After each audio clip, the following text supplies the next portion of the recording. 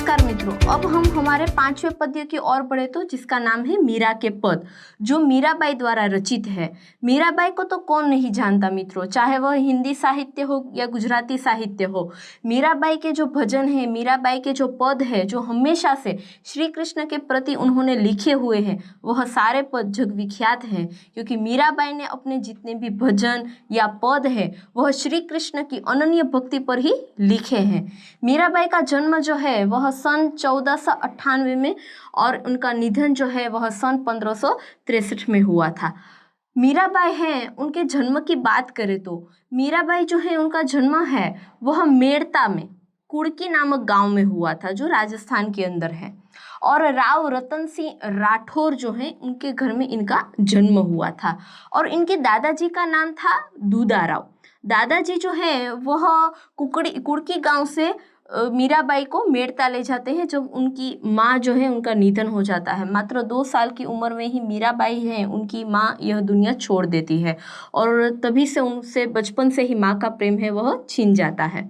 और मीराबाई जो है उनके दादा दूधाराव जो है वह भी एक वैष्णव भक्त थे, यानी कि भक्ति जो है वह मीराबाई के घर में ही छाई हुई थी। इसलिए शायद मीराबाई बचपन से ही कृष्ण भक्ति प्रति बहुत उन्हें अनन्य भक्ति थी, क्योंकि वह भी वैष्णव थे। उनके दादा जो है वह वैष्णव भक्ति करते थे, वैष्णव भक्त थे। और देखे तो बचपन से ही इनके आसपास का जो कुछ भी माहौल था वह भक्तिमय था।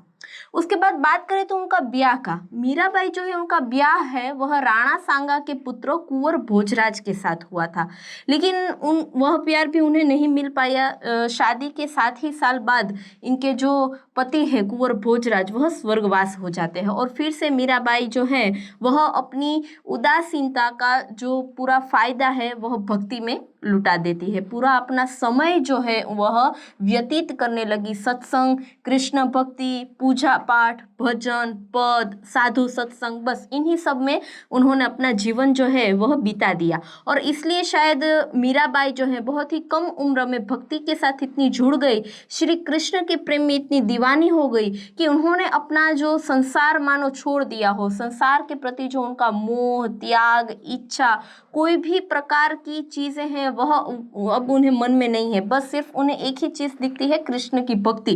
कृष्ण की अनन्य भक्ति पर जो श्री मीराबाई है वह एक ऐसी गायिका है जिन्होंने सिर्फ श्री कृष्ण की प्रेम पर अपने भजन गाए हैं। तो श्री प्रेम की अनन्य गायिका उन्हें हम कह सकते हैं।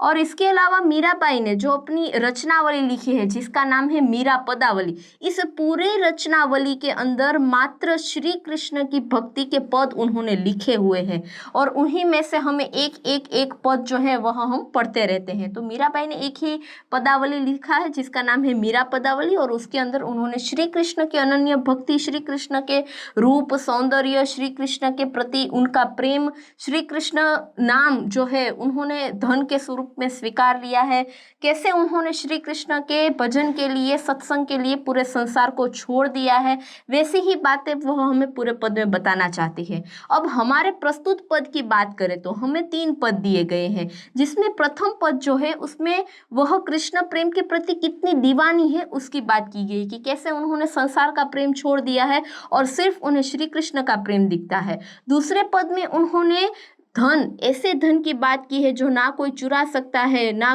कभी कम हो सकता है, लेकिन वह बढ़ता ही जाता है, बढ़ता ही जाता है।